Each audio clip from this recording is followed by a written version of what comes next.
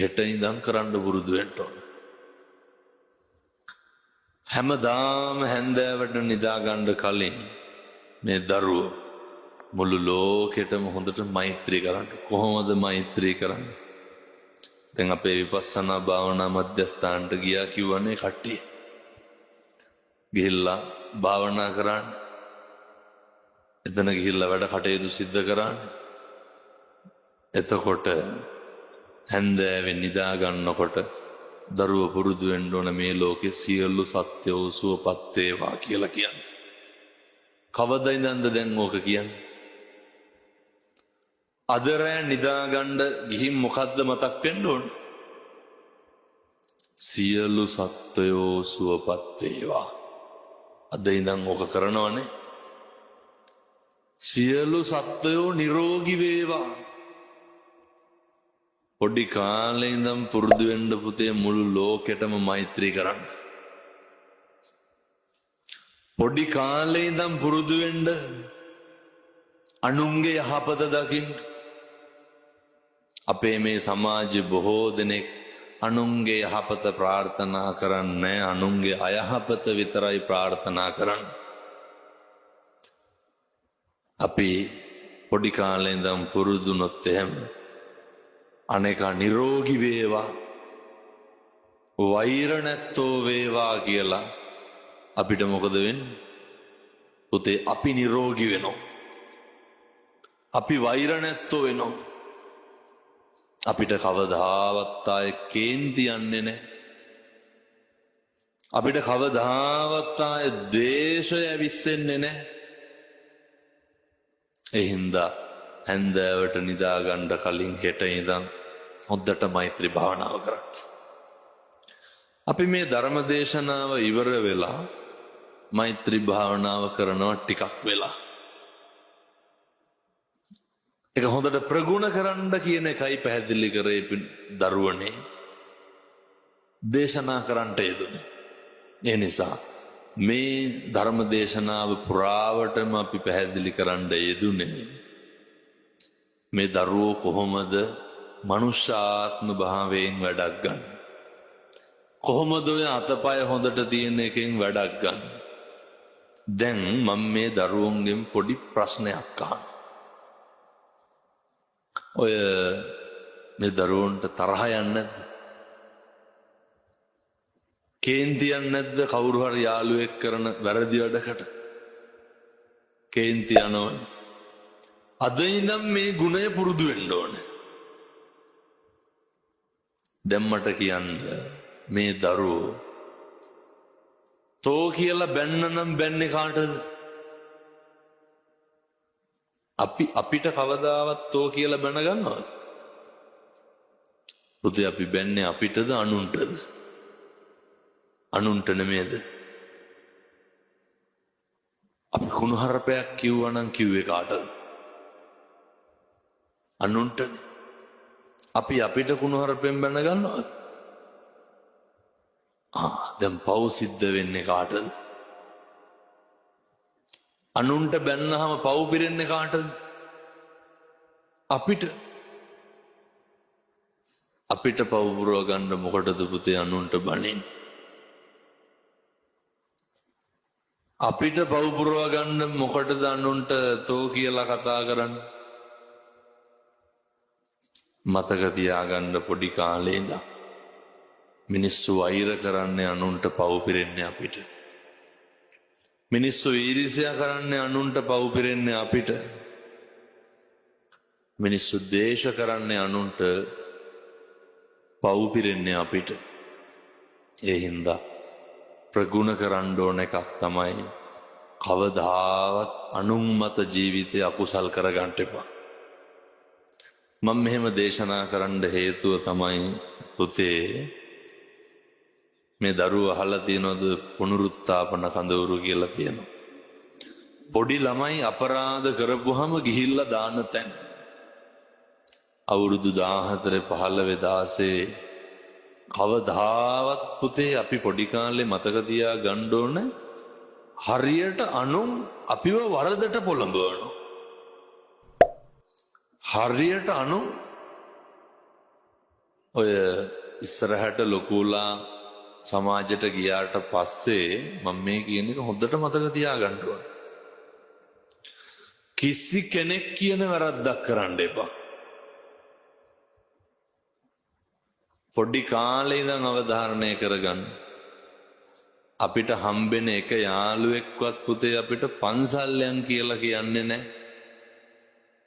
අපිට හම්බෙන එක යාළුවෙක්වත් අනුන්ට උදව් කරමු කියලා කියන්නේ.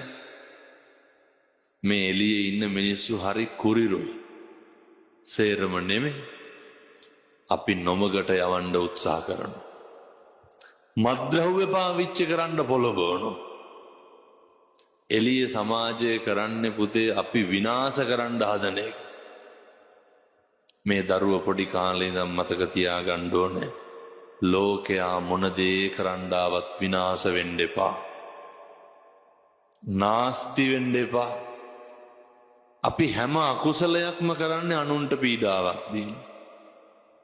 අපේ බුදුහාමුදුරුවෝ අපිට උගන්වනවා මේ දරුවෝ අත්ූපනායක ධර්ම කියලා පුතේ උන්වහන්සේ අපිට උගන්වන්නේ. අපි අපිට වෙනවට අකමැති දේවල් පැහැදිලිද මේ දරුවන්ට කියන එකට? අපි අපිට වෙනවට අකමැති දේවල් කවදාවත් අනුන්ට කරන්න එපා. දැන් පුතේ අපි කැමතිද කවුරු හරි අපිට ගහනවට කැමතිද? අපි කැමති නෑ. අපි කැමතිද අපිට ගහනවට? එහෙනම් අපි මොකද කරන්න ඕන? අපිට ගහනවට අපි කැමති නෑ වගේම තමයි අපි යාළුවන්ට ගහන්න හොඳ නෑ. අපි කැමතිද අපිට බනිනවට? එහෙනම් අපි මොකද කරන්න ඕන? අනුන්ට බනින්න හොඳ නෑ. අපි කැමති නෑ කවුරුවත් අපිට පීඩාවට ලක් කරනවට. අපි මොකද කරන්න ඕන? අනුන් පීඩාවට ලක් කරන්න හොඳ නෑ. මෙහෙම හිතේ තියාගෙන ජීවත් වෙන්න. මේ දරුවන්ගේ අනාගතයේ සර්ව ප්‍රකාරයෙන්ම සාර්ථක වෙයි. ඔය මේ ලෝකේ උපදින සේරටම පුතේ ඇවිදින්න බෑ. ඇවිදින්න පුළුවන් වෙන්නේ කීප පිරිසකට විතරයි. මේ ලෝකේ උපදින සේරටම පුතේ කතා කරන්න බෑ. කතා කරන්න පුළුවන් වෙන්නේ බොහොම සීමිත පිරිසකට විතරයි. මතක තියාගන්න ඕනේ මේ ලෝකේ උපදින සේරටම පුතේ කන් ඇහෙන්නෙත් නෑ. හැබැයි අපේ පුතාලට මේ පුතාලා කොච්චර වාග්යවන්තයිද? පෙර සංසාරේ පින් කරපු දරුවෝ තමයි පෙර සංසාරේ පින් කරපු මිනිස්සු තමයි පුතේ ඔය විදිහට කතා කරන්න පුළුවන් විදිහට ඇවිදින්න පුළුවන් විදිහට. මේ පුතාලා දැකලා තියෙනවා දර ඇවිදින්න බැරි දරුවෝ අර අබ්බගාත වෙලා ඉන්න අතපය කොර වෙලා ඉන්න ඒ කට්ටිය වඩාගෙන යන්න ඕනේ. මේ පින්නත් දරුවෝ කොච්චර සංසාරේ පින් කරලා ඇද්ද? මේ පින්නත් දරුවෝ සංසාරේ කොච්චර බනහලා ඇද්ද? මේ පින්නත් දරුවෝ සංසාරේ කොච්චර දන් දීලා ඇද්ද? මොකේද පුතේ? මනුස්ස ලෝකේ ඉපදිලා අංග පසංග සම්පූර්ණව පිහිටන්න. දැන් ඔය කට්ටිය මේ දරුවෝ වාසනාවන්තයිද නැද්ද? වාසනාවන්තයි. මේ දරුවෝ පින්වන්තයිද නැද්ද? පින්වන්තයි. දැන් එහෙනම් අපිට වැඩක් තියෙනවා. සංසාරේ පින් කරලා හම්බෙච්ච ඔය අතපයෙන් සංසාරේ පින් කරලා හම්බෙච්ච ඔය කණ්ඩ කතා කරන්න පුළුවන් එකෙන් අපි මොකද කරන්න ඕන? පුතේ වැඩක් ගන්න ඕන. කොහොමද දැන් වැඩක් ගන්න?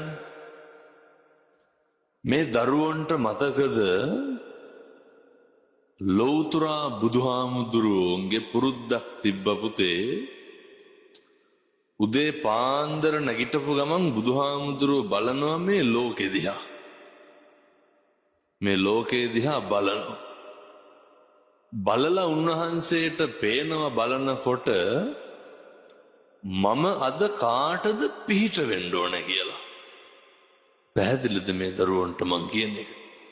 අපේ බුදුහාමුදුරුව උදේට නැගිටලා අවදි වෙලා මුළු ලෝකෙ දිහා බලනවා මහා කරුණාවෙන්. බලනකොට උන්වහන්සේට පේනවා කාටද පිහිට වෙන්න ඕනේ කියලා. දවසක් පුතේ බුදුහාමුදුරුව අවදි වෙලා බලනකොට උන්වහන්සේට පේනවා එක දරුවෙක් ඉන්නවා. එක දරුවෙක් ඉන්නවා අමු සොහනක. අර මිනි කනත්ත කියලා තියෙන අහලා තියෙනවා. මරුණාම ගිහින් දාන්න. එක දරුවෙක් ඉන්නවා මලමිනියක බැඳලා. කවුද? සෝපාක. සෝපාක මලමිනිය බැඳලා ඉන්නකොට සෝපාක අඬනවා. දැන් මේ දරුවෝ බය නැද්ද මලමිනිය වලට? බයයි. ඒ පුංචි සෝපාකට අවුරුදු 7යි. සෝපාක මිනිය දිහා බලාගෙන අඬ අඬ ඉන්නවා. සෝපාකට දඬුවම් දීලා කවුද? දෙමව්පියෝ. සෝපාක හරි අසරණ වෙලා හිටියේ. බුදුහාමුදුරුවන්ට සෝපාක විඳින දුක පේනවා.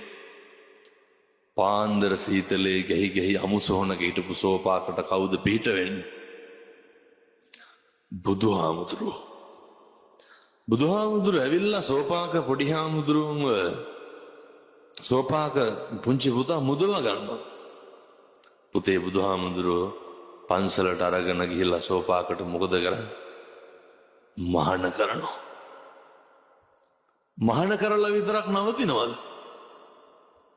සංසාරේ කරපු පින පළ දෙනවා. දැන් බලන්නකො පුතේ, අමු සොහනකනේ බැඳලා හිටියේනේ. හැබැයි සෝපාකගේ අතපය 4 හොඳට වැඩ කරන්නේ. ඒකෙන් සෝපාක මොකද කරුවේ? වැඩක් ගත්තා. දැන් අපේ මේ දරුවෝ මොකද්ද කරන්න ඕනේ? අපේ අත් දෙක හොඳට වැඩ, කට හොඳට වැඩ, කන් දෙක ඇහෙනවා. ඇවිදින්න පුළුවන්. ඕකෙන් වැඩක් ගන්න ඕනේ. සෝපාක පොඩි හාමුදුරුවෝ නොබෝ කාලෙකින්ම රහත් වුණා. රහත් වුණා. මේ පොඩි වයස කියලා එකක් නැහැ. මේ දරුවෝ පුතේ ඔය කට්ටිය හරි පින්වන්තයි. හරි භාග්‍යවන්තයි. ඒ හින්දා හොඳ උත්සාහයක් තියෙන්න ඕනේ. හොඳ කැපවීමක් තියෙන්න ඕනේ. අමු සොහොනේ බැඳලා හිටපු සෝපාකට රහත් වෙන්න පුළුවන් වුණා නම් අපේ මේ පින්වත් දරුවන්ට මේ ලෝකෙම ජයග්‍රහණය කරන්න පුළුවන්. මේ ලෝකෙ බැබලෙන්න පුළුවන්. අද ඉඳන් මේ දරුවන්ගේ අදිෂ්ඨානයක් තියෙන්න ඕන මොකද්ද? දැන් මේ සංවර්ධන මධ්‍යස්ථානයේ ඉන්නකොට කෑම කනකොට දෛනික කටයුතු කරනකොට දැන් පුතේ මම මේ කියනවා හෙට ඉඳන් පිළිපදින්න ඕන හොඳේ. යාළුවෙකුටවත් තෝ කියලා කතා කරන්න එපා. පැහැදිලිද මම කියන්නේ? යාළුවෙකුගේවත් හිතක් රිද්දන්න එපා. ඔය ජාතක කතාවක් තියෙනවා පුතේ, ධර්මපාල ජාතකය කියලා. ධර්මපාල ජාතකයේ ධර්මපාල ගමේ ප්‍රධානියාගේ නම තමයි ධර්මපාල. එයාගේ පුතාගේ නම මොකද්ද? පුතාගේ නම ධර්මපාල. දැන් පොඩි පුතා ඔයාලා වගේ එනවා ඉගෙන ගන්න යනවන්නේ දෝ කට්ටිය. ඉගෙන ගන්න යනවා. එතන ඔයාලා වගේම ළමයි ලොකු පිරිසක් ඉන්නවා. එතන එක ළමෙක් මැරෙනවා. පැහැදිලිද? එක ළමෙක් මැරෙනවා. දැන් අර ධර්මපාල කුමාරයා ඉන්නවනේ. මතක තියාගන්න ඕන ධර්මපාල කුමාරයා. ධර්මපාල කුමාරයාට මේක ලොකු පුදුමයක්. ධර්මපාල කුමාරයාට මේක ලොකු අරුමයක්. ධර්මපාල කුමාරයා ගුරුවරයාට කියනවා අපේ ගමේ නම් මෙහෙම මැරෙන්නේ නැහැ. මොකක්ද ධර්මපාල කුමාරයා ගම? ධර්මපාල ගම. මැරෙන්නේ නැහැ. දැන් ගුරුවරයාට බලන්න ඕන පුතේ මේ ධර්මපාල කුමාරයා කියපු එක ඇත්තද නැත්තද කියලා. අර මැරෙන්නේ නැහැ කියලා කියපු එක ඇත්තද බොරුද කියලා. ඊට පස්සේ ගුරුවරයා මොකද කරන්නේ? මැරිච්ච එළුවෙකුගේ ඇටකටු ටිකක් අරගෙන මල්ලකට දාගෙන යනවා ධර්මපාල කුමාරයාගේ තාත්තා හම්බෙන්න. ගිහිල්ලා තාත්තට කියනවා ඔයාගේ පුතා මැරුණා. තාත්තා පිළිගන්නවද මැරුණා කියලා? පිළිගන්නේ නැහැ. පිළිගත්තේ නැති වුණාම පුතේ අර මල්ලේ දාගනාව මැරිච්ච එළුවෙකුගේ ඇටකටු. ඒ ටික පෙන්නලා කියනවා මේන් ඇටකටු කියලා ඇටකටුත් පෙන්නනවා. පුතේ ඒත් පිළිගත්තේ නැහැ. ඒත් පිළිගත්තේ නැහැ. ඊට පස්සේ ධර්මපාල ගම් අධිපතිතුමා කියනවා අපේ ළමයි අඩු වයසෙන් මැරෙන්නේ නැහැ. මොකද පුතේ අඩු වයසෙන් මැරෙන්නේ නැත්තේ? ඒ ළමයි හරි සීල සම්පන්නයි. ඒ ළමයි කවදාවත් පරුස වචනයක් කියන්නේ. ඒ ළමයි කවදාවත් කුණුහරුපයක් කියන්නේ. දැන් එතකොට මේ පින්වත් දරුවෝ හෙට ඉඳන් මොකද කරන්න ඕන? පරුස වචන කියන්න හොඳ නැහැ. යාළුවෙකුගේ හිතක් රිද්දන්න හොඳ නැහැ. හිතක් රිද්දපුවාම පුතේ පවුද පින්ද? පව් සිද්ධ වෙනවා.